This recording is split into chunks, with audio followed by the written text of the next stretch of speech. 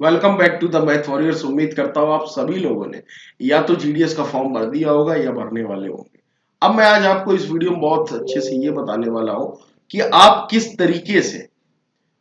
तरीके से जीडीएस में रहकर धीरे धीरे आप सीढ़ियां चढ़कर एक इंस्पेक्टर पोस्ट तक पहुंच जा रहे हैं। और ये उसी के लिए दोस्तों वीडियो भी है। तो आप समझेंगे इस वीडियो की महत्ता को और इस चैनल की को आप सब्सक्राइब भी जरूर कर रहे होंगे। 50,000 सब्सक्राइबर होने वाले हैं। टेलीग्राम पर 3900 प्लस लोग ज्वाइन कर चुके हैं। तो वहां पर सारी पीडीएफ सब कुछ डिटेल और आपको प्लेलिस्ट जीडीएस की आपको डिस्क्रिप्शन में मिल जाएगी। आप थोड़ा सा सर्च कर लेंगे तो हमारे चैनल पर मिल जाएगी जहां पर आपको सारे ही वीडियोस बताए गए हैं। ठीक है, तो वहां आप जरूर देख लें। आप समझते हैं यहाँ पर इसके मतलब किस तरीके से आपका प्रमोशन होगा, क्या होगा। देखिएगा दोस्तों, आप जैसे अभी जीडीएस है, ठीक है, जीडीएस बन जाते हैं और उसके बाद आपका बनेंगे एमटीएस और एमटीएस के बाद आप बनेंगे भाई साहब पोस्टमैन। समझते जाना पूरी एक एक बात को। इस वीडियो के बाद आपको कोई डाउट नहीं रहेगा। और मेल गार्ड आप बनेंगे, ठीक है। और उसके बाद आप बनेंगे पीए से, ठीक है, यहां पर लिख देते हैं पीए और ऐसे, ठीक है। और उसके बाद आप आईपीओ बनते हैं यहां पर। तो अगर हम इसकी बात करें सारी कि भैया इसके डिटेल्स कैसे रहेंगे, है ना, कैसे क्या कुछ होने वाले हैं, तो वो आप समझिएगा। तो आप समझें कि किस तरीके से क्या है। देखिए यहाँ पर आप 10th बेस पर होंगे। एमटीएस में भी क्वालिफिकेशन दोस्तों 10th ही चाहिए होती है और पोस्टमैन के लिए भी 10th ही चाहिए। और पीएसए के लिए 12th है और इसके लिए डिग्री अर्थात ग्रेजुएशन होना चाहिए, ठीक है। इस बात को आप लोग बहुत अच्छे से समझ लें। अब आप जब जीडीएस में रहकर काम करते हैं तो ये आपको पता होना चाहिए कि आप एबीपीएम हो या बीपीएम, जो भी है, तीनों चीजें की बात कर रहा हूँ।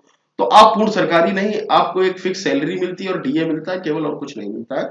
जैसे ही आप एमटीएस बन जाते हैं, एमटीएस में आपको पूर्ण सरकारी हो जाएंगे, सेंट्रल गवर्नमेंट के एम्प्लॉइज हो जाएंगे। और उसके बाद आपको सारी सुविधाएं यहाँ पर मिलना चालू हो जाती जो कि एक के सेंट्रल के गवर्नमेंट एम्प्लॉय को मिलती है। जैसे सीजीएचएस की सुविधा हो गई, आपको यहाँ पर टीए टीए नहीं मिलेगा, एचआरए नहीं मिलेगा, ठीक है, टीए और डीए नहीं मिलता, तो बहुत सारे भत्ते आपको नहीं मिलते हैं। और सीजीएचएस की सुविधा हो गई, वो आपको मिलना यहाँ पर चालू हो जाएगा एमटी जैसे यहाँ पर।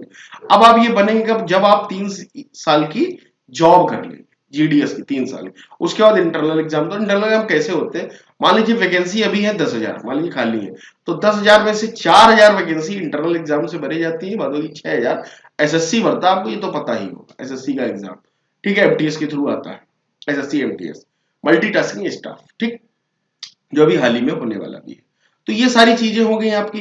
तो जीडीएस से आप पहुंचे कहाँ, एमटीएस में। तो एमटीएस जब आप पहुंचते हैं, समझना पॉइंट को बहुत अच्छे से, इसके 3 साल बाद यहां से आप चले तो पोस्टमैन के लिए आपको केवल 2 साल की ही जॉब लगेगी, ठीक है। एमटीएस बन गया, एमटीएस से 2 साल, फिर आप पोस्टमैन बन जाते हैं या मेल गार्ड। मेल गार्ड होता है आपका, अब आप पूछोगे सर ये मेल गार्ड क्या है। मेल गार्ड देखिएगा रेलवे में होता है, ठीक है। तो इसमें पीए और एसए दोनों ही होते हैं।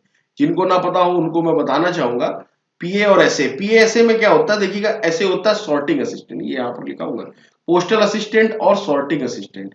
अर्थात यहाँ पर ये डाकघर सहायक होता है और ये होता है छटनी सहायक, ठीक है। जो मेल जो कुरियर्स वगैरह को छाट छाट के चढ़ाना रहता है सिस्टम में, वो काम रहता है। तो दोनों ही एक ही होती है। तो उसी तरीके से मेल गार्ड, वो जो मेल लाए जाते हैं, जो गार्ड होते हैं, वो जो डब्बे लेकर आते हैं ना, वो सारी चीजें रेलवे का विभाग ही होगा। और पोस्टमैन तो आपको पता है ये डाकिया घर घर जाकर देना रहता है। तो ये होगा। या आप जीडीएस से डायरेक्ट भी बनना चाहें तो आपको क्या करना रहेगा, 5 साल का, ठीक है।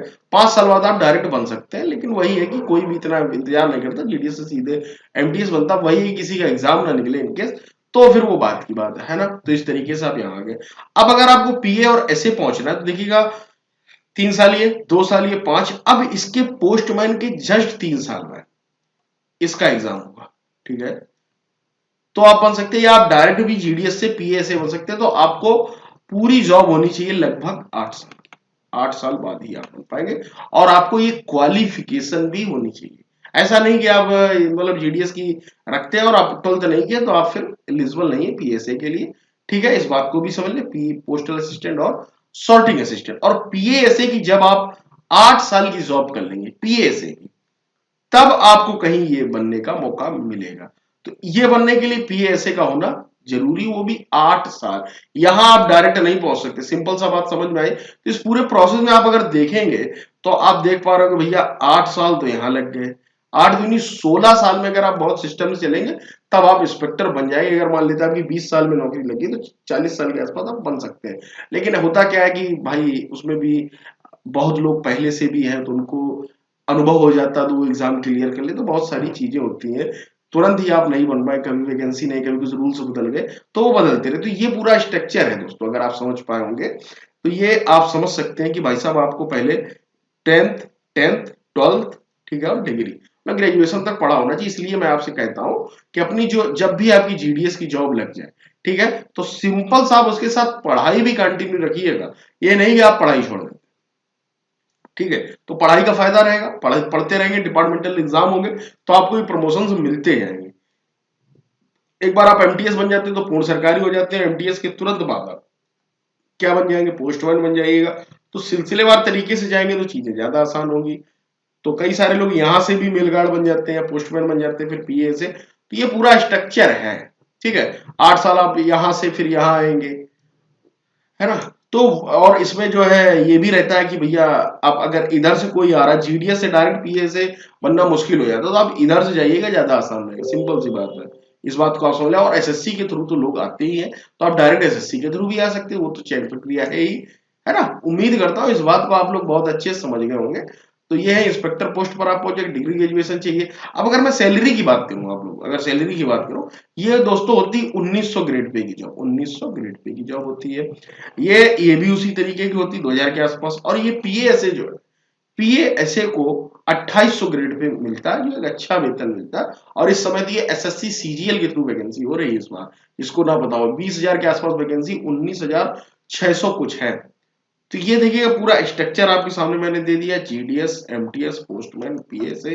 और धीरे धीरे आप पहुंचेंगे, पढ़ना पड़ेगा। ये नहीं कि आप जीडीएस बन गया, आप पढ़ाई लिखाई छोड़ो तो जीवन भर जीडीएस ही बने रहोगे, कोई सुविधाएं नहीं मिले, कुछ नहीं। और कभी भी निकाल के बाहर भी किए जा सकते हो, अगर आप मान लीजिए कुछ सरकारें बदलती, जब सरकार देख रहे हो किस तरीके से चल रही है ना। तो उम्मीद करता हूँ एक एक बात को आप लोग बहुत अच्छे से समझ गए होंगे। इस पूरे स्ट्रक्चर में जरूर खिचड़ी जरूर पकी दिख रही है, लेकिन उसमें पूरा कॉन्सेप्ट जो पूरा वीडियो देखेगा वो समझ जाएगा। तो मिलते हैं अगले वीडियो में, जुड़े रहिएगा मैं थोड़ी सा। Till then take care, bye.